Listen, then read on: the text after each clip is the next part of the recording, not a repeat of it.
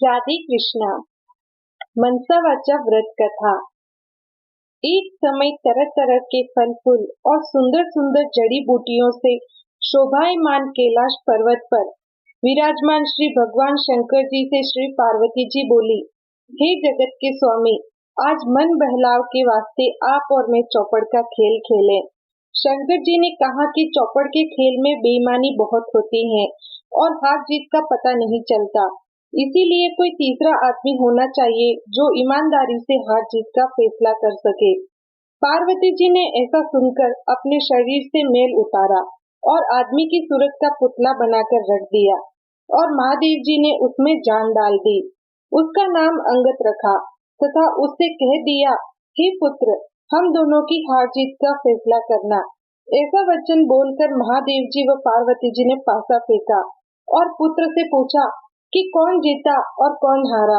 पुत्र ने कहा कि शंकर भगवान जीते और पार्वती जी हारी। महादेव जी ने दूसरा पासा फेंका और फिर पूछा कि कौन हारा और कौन जीता। पुत्र बोला, शंकर भगवान जीते और पार्वती जी हारी। तीसरी बार पार्वती जी ने पासा फेंका और पुत्र से पूछा कि बताओ कौन हारा और कौन जीता। पुत्र ने मन में सोचा कि यदि कहूँ कि शंकर भगवान हारे तो शंकर भगवान मुझे श्राप दे देंगे, इसीलिए कहा कि शंकर भगवान जीते और पार्वती जी हारी। पार्वती जी ने यह सुनकर क्रोध में अपने पुत्र को श्राप दे दिया कि तू कौड़ी हो जाएगा और रोता भटकता फिरेगा। यह सुनकर पुत्र उठा और एक तरफ चल पड़ा। बहुत दूर चलते चलते एक भयानक जंगल आया। उसने देखा कि 12 कोस की दूरी में फैला हुआ बहुत बड़ा तालाब है, जिसकी पाल पर बड़ और पीपल के बड़े बड़े पेड़ हैं, जिनके नीचे इंद्र की स्त्री इंद्राणी, ब्रह्मा जी की स्त्री ब्रह्माणी और देवताओं की स्त्रियां बैठकर व्रत पूजन कर रही हैं। उन व्रत करती हुई स्त्रियों को देखकर पार्वती जी के पुत्र अंगद जी ने पूछा कि तुम यह क्या कर रही हो। तब देवताओं की स्त्रियों ने कहा कि हम सब मनसावाचा नाम के महादेव जी के व्रत का पूजन कर रही हैं। इसके करने से क्या फल होता है। तब देवताओं की स्त्रियों ने कहा कि इस व्रत के करने से मन की सब इच्छाएं पूर्ण होती हैं। अंगद जी ने मन में कहा कि इस व्रत को मैं भी करूंगा। ऐसा विचार कर उन्होंने किसी से चावल, किसी से सुपारी और पूजा का सामान लेकर व्रत शुरू कर दिया। अंगद जी को देवताओं की स्त्रियों ने व्रत का सारा तरीका बता दिया कि श्रावण शुद्धि के पहले सोमवार को कुंवारी लड़की से 2 पुनी सूत कटवा कर डोरा करे और उस डोरे से शंकर भगवान का पूजन कार्तिक सुदी चौथ तक हर सोमवार तक करते रहें। कार्तिक सुदी चौथ के दिन ही इसका उद्यापन करे। तब 1.25 सेर घी, 1.25 सेर गुड़, 1.25 सेर आटे का चूरमा बनाकर उसके 4 हिस्से कर लेवे। एक हिस्सा ब्राह्मण को, एक हिस्सा साधु को, एक हिस्सा गाय को देवे और एक हिस्सा सबको बांट देवे। सबको बराबर बराबर देवे, किसी को कम किसी को ज्यादा नहीं देवे। इस बताए हुए नियम से अंगद जी को व्रत करते हुए 4 साल हो गए। इधर एक दिन अंगद जी को याद कर पार्वती जी ने महादेव जी से कहा कि पुत्र को बहुत दिन हो गए हैं, कोई समाचार भी अभी तक नहीं आया। कृपा कर कोई ऐसा व्रत बताओ कि जिसके के करने से मेरा पुत्र मिल जावे। तब महादेव जी ने बताया कि श्रावण शुद्धि के पहले सोमवार को कुंवारी लड़की से 2 पुनी सूत कटवा कर और उसका डोरा बनाकर गेरू रंग में रंग कर उससे हर सोमवार को महादेव जी की पूजा करे। फिर कार्तिक सुदी चौथ को उसका उद्यापन करे। उसमें 1.25 सेर घी, 1.25 सेर गुड़, 1.25 सेर आटे का चूरमा बनावे और उसमें से एक भाग राजा हो या गरीब सबको बराबर बराबर बांट देवे। इस तरह से बताए हुए ढंग से पार्वती जी को व्रत करते हुए 4 वर्ष हो गए। उधर एक दिन पुत्र के मन में आया कि माता पिता के पास मिलने के लिए जाना चाहिए। व्रत करने से अंगद जी की देह इंसान जैसी सुंदर हो गई थी। अंगद जी माता पार्वती जी के पास जाकर खड़े हो गए। पुत्र को आया देखकर पार्वती जी हंसने लगी। अंगद जी यह देखकर पीछे हट गए। पार्वती जी ने पूछा कि तुम पीछे क्यों हट गए। तब पुत्र ने कहा कि मेरे बिन बुलाए आने पर आप हंसी, इसीलिए मैं पीछे हट गया। इस पर पार्वती जी ने कहा कि मैं तुम्हारे आने पर नहीं हंसी, मैं तो व्रत के प्रभाव पर हंसी हूँ, क्योंकि तुमसे मिलने के लिए मैंने यह मनसावाचा व्रत किया था। तब अंगद जी ने कहा कि मैंने भी यह व्रत किया है। पार्वती जी बोली कि इस व्रत के करने से ही मेरा श्राप मिट गया है। मैंने यह व्रत किया तो तुम मुझे मिल गए। तुम क्या चाहते हो सो कहो। पुत्र बोला, मैं उज्जैन नगरी में राज्य करना चाहता हूँ। यह कहकर वह उज्जैन की तरफ चल पड़ा। उज्जैन पहुंचकर वह राजा रानी से मिला। राजा रानी बूढ़े हो गए थे। उनके कोई पुत्र नहीं था, केवल एक कन्या थी। राजा रानी ने सोचा कि हम बूढ़े हो गए हैं, इसीलिए अपनी कन्या का विवाह किसी अच्छे वर के साथ करके सारा राजपाट उसे सौंप दे। ऐसा विचार करके उन्होंने एक स्वयंवर रचा, जिसमें देश विदेश के बड़े बड़े राजकुमार बुलाए गए। स्वयंवर में एक हथेनी को सजाकर राजा ने हथेनी से हाथ जोड़कर कहा कि हे हथेनी देवी, इन सब में से जो राज करने का अधिकारी हो और कन्या के लिए श्रेष्ठ वर हो, उसी के गले में यह माला डाल देना। यह कहकर हथेनी की सूंड में वह माला पकड़ा दी।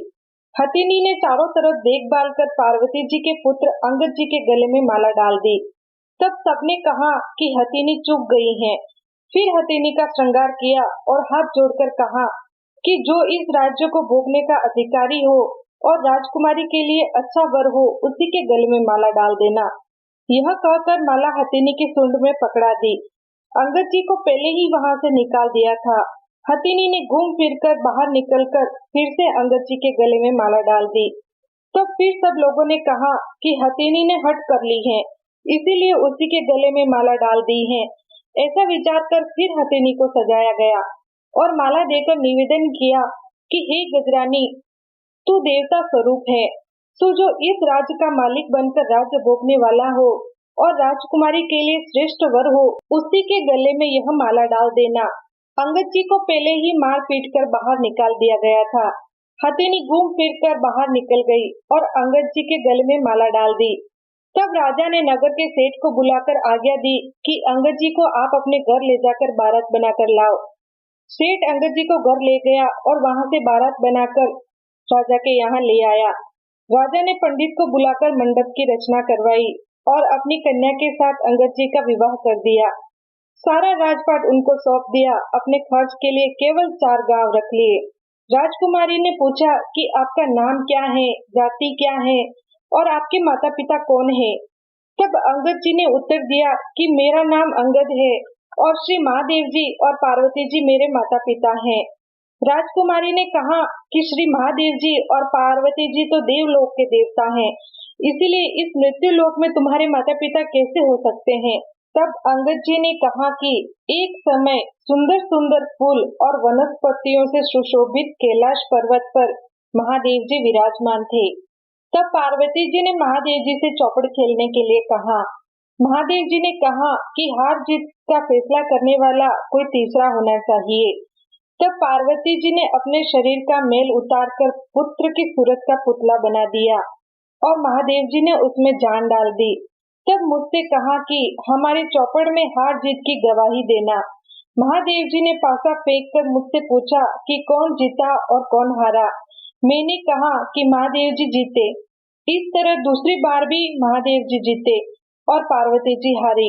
तीसरी बार पार्वती जी ने पासा चलाकर पूछा कि पुत्र कौन जीता और कौन हारा। मैंने सोचा कि यह कहूँ कि महादेव जी हारे और पार्वती जी जीती तो महादेव जी मुझे श्राप दे देंगे, इसीलिए मैंने कहा कि महादेव जी जीते और पार्वती जी हारी। पार्वती जी ने यह सुनकर मुझे श्राप दे दिया कि जा तू कोढ़ी हो जाएगा और मारा मारा भटकता फिरेगा। पार्वती जी के श्राप देने पर मैं वहां से चलकर एक भयानक जंगल में पहुंचा, जहां पर बड़े भारी तालाब पर बड़ और पीपल के पेड़ थे। उस स्थान पर इंद्राणी, ब्रह्माणी आदि देवताओं की स्त्रियां व्रत कर रही थी। उनके व्रत को देखकर मैंने उनसे पूछा कि ऐसा करने से क्या होता है। तब उन्होंने व्रत का प्रभाव तथा उसके करने की विधि बताई। तब मैंने किसी से सुपारी, किसी से चावल मांगकर व्रत शुरू कर दिया। श्रावण शुद्धि के पहले सोमवार के दिन कुंवारी कन्या से 2.5 पुनी सूत कटवा कर डोरा किया और उसको गेरू रंग में रंग कर महादेव जी की पूजा की और कार्तिक सुदी चौथ को विसर्जन कर 1.25 सेर घी, 1.25 सेर गुड़, 1.25 सेर आटे का चूरमा बनाकर सबको बराबर बराबर बांट दिया। इस प्रकार यह व्रत पूरा किया। उधर पार्वती जी ने महादेव जी से पूछा कि हमारे पुत्र अंगद का कुछ पता नहीं है, वह बहुत समय से आया नहीं है।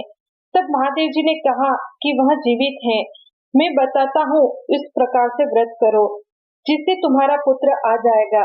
व्रत का विधान बताया कि श्रावण सुदी के पहले सोमवार के दिन कुंवारी कन्या से डाई फूनी सूत कटाकर डोरा बनावे और उससे महादेव जी की पूजा करे और कार्तिक सुदी चौथ को उद्यापन करे।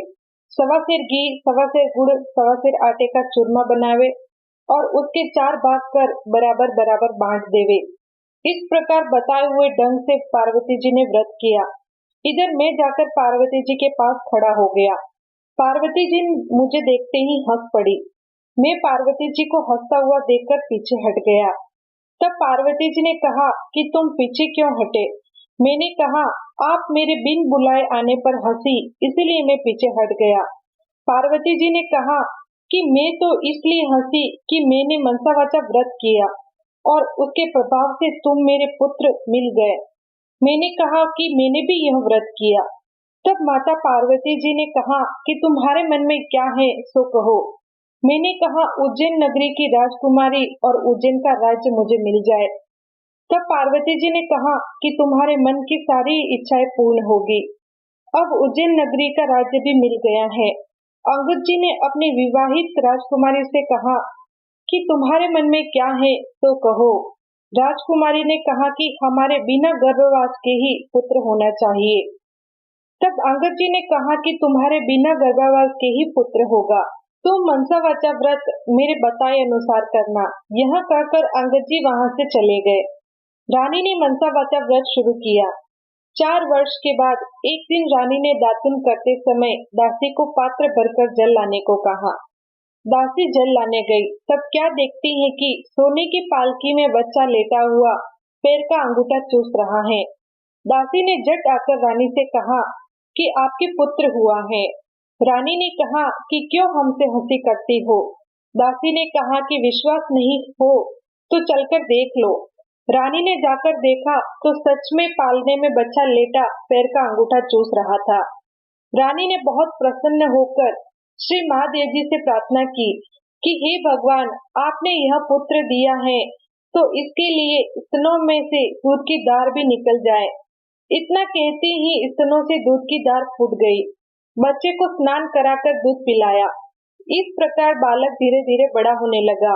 कुछ बड़ा होने पर एक दिन बालक अपनी माता से पूछ बैठा कि मेरे पिता कौन है? तब माता ने कहा कि अंगद जी तेरे पिता हैं तथा महादेव जी व पार्वती जी तेरे दादा दादी हैं। तब पुत्र फूल फगर ने कहा कि यह बात तो मृत्यु लोक में कोई नहीं मान सकता। तब माता ने कहा कि एक दिन महादेव जी व पार्वती जी ने कैलाश पर्वत पर चौपड़ खेलने की सोची। हार जीत का फैसला करने के लिए पार्वती जी ने अपने शरीर से मैल उतारकर मनुष्य का पुतला बनाया और कहा कि तुम हमारी हार जीत का फैसला करना। यह कहकर महादेव जी ने पासा फेंका और पूछा कि कौन जीता और कौन हारा। पुत्र ने कहा कि महादेव जी जीते और पार्वती जी हारी। दूसरी बार भी पासा फेंकने पर पुत्र ने कहा कि महादेव जी जीते और पार्वती जी हारी। तीसरी बार पासा फेंकने पर पार्वती जी ने पुत्र से पूछा कि कौन जीता और कौन हारा। पुत्र ने महादेव जी के श्राप से डरकर कहा कि महादेव जी जीते और पार्वती जी हारी। पुत्र के यह वचन सुनकर पार्वती जी ने आवेश में आकर पुत्र को श्राप दे दिया कि तू दर दर भटकता फिरेगा और तेरे सारे शरीर पर कोढ़ हो जाएगा। पार्वती जी के श्राप को सुनकर पुत्र वहां से चलकर एक बड़े तालाब के पास पहुंचा, जहां पर बड़े भारी पीपल के पेड़ के नीचे ब्रह्मणी और इंद्राणी मनसा वाचा व्रत कर रही थी। अंगद जी ने कहा कि इस व्रत के करने से क्या होता है? तो देवताओं की स्त्रियों ने कहा इससे सब मन की इच्छाएं पूर्ण होती हैं। अंगद जी ने कहा कि यह व्रत मैं भी करूंगा। तब किसी से घी किसी से चावल मांगकर उन्होंने व्रत किया। व्रत करते करते 4 वर्ष हो गए। उधर पार्वती जी ने महादेव जी से पूछा कि पुत्र नहीं आया, सो ऐसा कोई उपाय बताए जिससे मेरा पुत्र आवे। महादेव जी ने कहा कि श्रावण सुदी चौथ को जब पहला सोमवार आवे तब कुंवारी कन्या से सूत कटाकर महादेव जी का पूजन करे। सवा सेर घी, सवा सेर गुड़, सवा सेर आटे का चूरमा बनाकर 4 भाग में बराबर बराबर कर एक साधु, एक ब्राह्मण, एक गाय को देना और आधा खुद खावे और आधा बांट देवे। ऐसा 4 वर्ष तक करे। 4 वर्ष व्रत करने पर पुत्र आकर खड़ा हो गया और पार्वती जी हंसने लगी। अंगद जी यह देखकर पीछे हट गए। तब पार्वती जी ने अंगद जी से पूछा कि तुम पीछे क्यों हट गए? अंगद जी ने कहा कि आप हंसी इसीलिए मैं पीछे हट गया। तब पार्वती जी ने कहा कि मैं तो व्रत के प्रभाव पर हंसी। पुत्र ने कहा कि आपने कौन सा व्रत किया? पार्वती जी ने कहा कि मैंने मनसा वाचा व्रत किया है। पार्वती जी ने कहा कि इस व्रत के प्रभाव से मेरा श्राप मिट गया है। अब तुम्हारे मन में क्या है सो कहो। पुत्र ने कहा कि मैं उज्जैन का राज्य चाहता हूँ। तब माता बोली, तुम्हें उज्जैन का राज्य मिल जाएगा। तेरे पिता के बताने से मैंने इस मनसा वाचा व्रत को किया, तो तुम बिना गर्भवास के पुत्र उत्पन्न हुए। इस तरह अंगद जी तुम्हारे पिता और महादेव जी तुम्हारे दादा हैं। माता ने कहा कि पुत्र तुम्हारी क्या इच्छा है तो कहो। पुत्र ने कहा कि हमारे यहाँ इंद्रलोक से विमान आवे जिसमें एक कन्या हो, उसी के साथ मेरा विवाह हो। माता ने कहा जा तेरी इच्छा पूर्ण होगी। तब पुत्र ने भी व्रत करना शुरू कर दिया और 4 वर्ष तक व्रत करने पर एक दिन सुबह पुत्र ने देखा कि आकाश से एक विमान उतर रहा है। विमान उतरने पर राजा ने विमान के पास पहुंचकर और उसका पर्दा हटाकर देखा कि उसमें एक सुंदर कन्या बैठी है। तब राजा ने ब्राह्मणों को बुलाकर साज बाज और ठाट बाट के साथ उस कन्या से विवाह कर लिया। एक दिन राजा शिकार खेलने गए। वहां शिकार नहीं मिला और रास्ता भटक गए और एक बाग में डेरा डाल दिया। राजा भूख प्यास से व्याकुल हो रहा था। इतने में ही एक ब्राह्मण आ गया और उसने अपना पत्र देखकर कहा कि आज कार्तिक सुदी चौथ का उद्यापन है। तब राजा ने कहा कि ब्राह्मण देवता मुझसे भूल हो गई है, सो चौथ का पूजन करावे। पूजन कराकर राजा ने नगर में खबर भेजी कि राजमहल से 1.25 सेर घी, 1.25 सेर गुड़ और 1.25 सेर आटे का चूरमा बनाकर भेजा जावे। रानी ने सोचा कि फौज साथ में होने से इतने से चूरमे से क्या होगा, इसलिए एक गाड़ी भरकर भेज दिया। राजा ने सोचा कि मेरे लिए तो यह काफी है, किंतु फौज के लिए थोड़ा होगा। इतने में ही महादेव जी ने गुस्से में भरकर राजा को स्वप्न में कहा कि तुम अपनी रानी को घर से निकाल दो, नहीं तो मैं तुम्हारा राज्य नष्ट कर दूंगा। तब राजा ने खुद महल में जाकर रानी को डांट डपट कर राज्य से निकाल दिया। रानी महल से निकलकर जाने लगी। तब रास्ते में दीवान मिल गया और उसने रानी से पूछा कि आप कहाँ जा रही हो। तब रानी ने सब हाल कहा। दीवान ने कहा राजा साहब का गुस्सा कम होने पर उन्हें समझा देंगे, आप मेरे घर चले। इस प्रकार वह रानी को अपने घर ले गया। वहां पहुंचते ही दीवान अंधा हो गया। तब दीवान ने रानी से हाथ जोड़कर कहा कि आप यहाँ से चली जाए। रानी वहां से चली। तब रास्ते में उसे नगर का सेठ मिला। उसने रानी से पूछा कि आप कहाँ जा रही हो। रानी ने कहा कि राजा ने गुस्से में आकर मुझे देश से निकाल दिया है। तब सेठ ने कहा कि राजा साहब को 1-2 दिन में समझा देंगे, आप मेरी हवेली चले। रानी के हवेली में पहुंचते ही सेठ भी अंधा हो गया और कारोबार ठप हो गया। हुंडिया बंद होने से सेठ जी दिवालिया होने लगे। तब सेठ जी ने भी हाथ जोड़कर रानी से कहा कि आप यहाँ से चली जाएं। रानी वहां से चल पड़ी। आगे चलकर एक कुम्हार मिला। उसने भी रानी से पूछा कि आप किधर जा रही हैं। तब रानी ने राजा को गुस्से में आकर निकालने की सब बात सुनाई। तब कुम्हार ने कहा कि राजा जी को 1-2 दिन में समझा देंगे, आप मेरे घर चलो। रानी कुम्हार के साथ घर चली गई। घर पहुंचते ही कुम्हार अंधा हो गया और उसका आवा फूट गया। तब कुम्हार हाथ जोड़कर रानी से कहने लगा कि आप यहाँ से चली जाएं। यह सुनकर रानी वहां से चल पड़ी। आगे चलने पर रास्ते में एक माली मिला। उसने रानी से पूछा कि आप किधर जा रही हैं। तब रानी ने माली को देश से निकालने की बात कही। माली ने कहा कि आप मेरे बाग में चलो, 1-2 दिन में राजा साहब को मना लेंगे। रानी के बाग में जाते ही हरा भरा बाग जलकर कोयले के समान हो गया और माली भी अंधा हो गया। तब माली ने हाथ जोड़कर रानी से कहा कि आप यहाँ से चली जाएं। रानी सोचने लगी कि मैंने ऐसा कौन सा पाप किया है कि जिसके कारण जहाँ भी जाती हूँ वहाँ अनर्थ हो जाता है। इस जीवन से तो मरना ही अच्छा होगा। यह सोचकर रानी वहाँ से चल पड़ी। आगे दो रास्ते थे, एक 6 महीने का था और एक 3 दिन का। रानी 3 दिन के रास्ते पर चल पड़ी। आगे चलने पर क्षिपा नाम की नदी आई। रानी ने सोचा इसमें डूबकर मर जाना ही अच्छा है। ऐसा विचार कर वह नदी में कूद गई। इतने में ही नदी का सारा पानी सूख गया। आगे चलने पर एक बड़ा भारी पर्वत आया। रानी पर्वत पर चढ़कर गिरने लगी तो पर्वत जमीन के बराबर हो गया। रानी फिर आगे चलने लगी तो एक जंगली शेर मिला। रानी ने सोचा कि यदि इसको छेड़ूंगी तो यह अवश्य मुझे खा जाएगा। यह सोचकर हाथ फेरा तो शेर बेजान हो गया। रानी फिर आगे चली तो अजगर मिला। उसने सोचा यदि इसे छेड़ूंगी तो यह मुझे जरूर खा जाएगा। यह सोचकर अजगर को छेड़ा तो वह भी एक रस्सी बन गया। वहां से फिर आगे चली तो चलते चलते एक बड़ा भारी पीपल का पेड़ आया, जिसके नीचे एक कुआं था और महादेव जी का मंदिर था। उसमें बैठकर रानी ओम नमः शिवाय मंत्र का पाठ करने लगी। उस दिन कार्तिक सुदी चौथ थी, जिसके उद्यापन के लिए मंदिर का साधु गांव में गया था। आते समय रास्ते में उसे कुत्ते ने काट खाया। साधु ने सोचा कि मंदिर में ऐसा कौन पापी आ गया है जिससे मुझे कुत्ते ने काट खाया। रानी के पास आकर साधु ने कहा कि कौन यह दुष्ट बेटी है। तब रानी ने कहा, मैं दुष्ट नहीं, दुखी स्त्री हूँ। यदि आप मुझे अपनी धर्म की बेटी बनाए तो मैं अपना सारा हाल आपको बताऊं। तब साधु ने कहा, तुम मेरे धर्म की बेटी हो, अपना सारा हाल कहो। रानी ने सब बातें बता दी।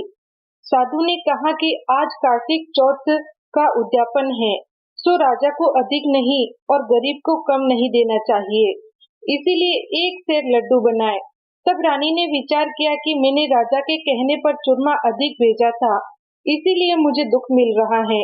रानी ने साधु से कहा कि इस व्रत को मैं भी करूंगी। साधु ने कहा कि श्रावण मास के शुक्ल पक्ष का पहला सोमवार आएगा, तब इस व्रत की विधि बताऊंगा। कुछ दिन बीतने पर श्रावण मास आया। तब रानी ने साधु को याद दिलाया। साधु ने गांव में जाकर पूजा की सामग्री इकट्ठी की और रानी ने पूजा आरंभ की। श्रावण के पहले सोमवार के दिन कुंवारी कन्या से डाई पुनी सूत कटवाया और महादेव जी की पूजा की। कार्तिक सुदी चौथ का उद्यापन किया। 1.25 सेर घी, 1.25 सेर गुड़, 1.25 सेर आटे का चूरमा किया और उसके 4 भाग कर पहली बताई विधि से बांट दिया। साधु ने कहा कि महादेव जी के सामने ऊंट, हाथी, घोड़ा मिट्टी के बनाकर रख दो और महादेव जी से कहना कि यदि आप प्रसन्न हो गए हैं तो इन सबको जीवित कर दो। ओम नमः शिवाय मंत्र का पाठ कर जल का छींटा देना। रानी के ऐसा करने पर सबके सब जीवित हो गए। रानी ने साधु से कहा कि मुझसे रास्ते में जो पाप हो गए हैं उससे छुटकारा पाने का उपाय बताओ। तब साधु ने कहा कि ओम नमः शिवाय मंत्र के जाप से सारे पाप कट जाते हैं। रानी परिक्रमा कर वहां से चल पड़ी। सबसे पहले जो सर्प रस्सी का बन गया था उसके पास गई और ओम नमः शिवाय के मंत्र का जाप करके बोली कि इस सर्प को 4 गुना शरीर हो जाए। सो यह कहते ही सर्प का 4 गुना शरीर हो गया। फिर सिंह मिला। वहां भी रानी ने ओम नमः शिवाय मंत्र का जाप कर कहा कि जो सिंह पत्थर का हो गया था अब वह जीवित होकर 4 गुने शरीर वाला बन जाए। ऐसा कहते ही सिंह गरजता हुआ खड़ा हुआ और जंगल में भाग गया। इसी तरह आगे चलकर पर्वत के सामने गई। ओम नमः शिवाय मंत्र का जाप कर बोली कि यह पर्वत भी पहले से 4 गुना होकर खड़ा हो जाए। यह कहते ही पर्वत भी 4 गुना होकर खड़ा हो गया। आगे चलकर ओम नमः शिवाय मंत्र का जाप करने पर नदी भी 4 गुनी होकर बहने लगी। माली का बाग भी हरा भरा हो गया और उसका अंधापन जाता रहा। नगर सेठ के यहाँ जाने पर उसकी हुंडिया भी चलने लगी और उसे आंख से दिखाई देने लगा और लक्ष्मी का भंडार भर गया। सेठ हाथ जोड़कर कहने लगा कि आपके पधारने से हमारे यहाँ लक्ष्मी की वर्षा हुई है और ठाट बाट हो गए हैं। सो इस खुशी में मैं सारे नगर वालों को भोजन कराना चाहता हूँ। सो सारे नगर में ढिंडोरा करवा दिया कि किसी के चूल्हे में धुआं नहीं निकल न पाए। जो किसी के चूल्हे में धुआं हो उसे 11 रुपए का दंड होगा। सारे गांव के लोग भोजन करके जाने लगे। यह खबर दरबार में पहुंची कि आज चौथ का उद्यापन है, सो कोई भी भूखा प्यासा मिले उसे भोजन के लिए भेज दे। सारे शहर में ढूंढने पर भी कोई भूखा प्यासा स्त्री पुरुष नहीं मिला। एक धोबी से पता चला कि एक अंधी बुढ़िया माई है जिसके संपूर्ण शरीर पर कोढ़ है। उस बुढ़िया माई को लाकर स्नान कराया गया। स्नान कराते ही बुढ़िया माई का कोढ़ जड़ने लगा। बुढ़िया माई को रानी के पास ले गए और रानी ने उसको सारी कथा सुनाई। कथा सुनने पर स्वर्ग से एक विमान आया और बुढ़िया माई सदैह बैकुंठ को चली गई। इस प्रकार भगवान शंकर की सच्चे मन से पूजा अर्चना करने से सारी मनोकामनाएं पूरी होती हैं। भगवान शंकर की जो नर नारी श्रावण, कार्तिक व माघ महीने में श्रद्धा भक्ति भाव से पूजा करते हैं, वे सुंदर सुंदर भोगों को भोगने के बाद संसार के बंधनों से मुक्ति को प्राप्त होते हैं। अतः शंकर भगवान की नित्य प्रति पूजा कर हर गृहस्थी अपना जीवन सफल करे। बोलिए शंकर भगवान की जय।